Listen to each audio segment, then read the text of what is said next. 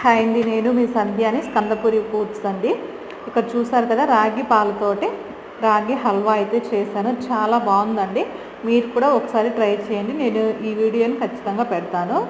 ఇక్కడ చూసారు కదా, నేను పీసెస్లా కట్ చేసుకున్నాను. మీరు పీసెస్ లాగా మాకు తినడం ఇష్టం లేదు అనుకుంటే చక్కగా దీన్నే ఒక ఎయిర్ టైట్ ఉన్నటువంటి ఒక బాక్స్లో వేసేసుకొని ఫ్రిడ్జ్లో పెట్టుకొని మీకు కావాల్సినప్పుడు తినండి. చాలా బాగుంటుంది. ఈ సమ్మర్లో రాగి కదా, మంచిగా చలవ చేస్తుంది. ఇందులో షుగర్ ఏం యాడ్ చేయలేదు, బెల్లమే కాబట్టి చాలా చక్కగా మీ హెల్త్ కూడా బాగుంటుంది. ఫ్రిడ్జ్లో పెట్టుకొని తింటే సమ్మర్కి చాలా చల్లగా కూడా మంచి టేస్ట్, స్వీట్ తిన్న టేస్ట్ ఫీలింగ్ అయితే మీకు ఉంటుంది.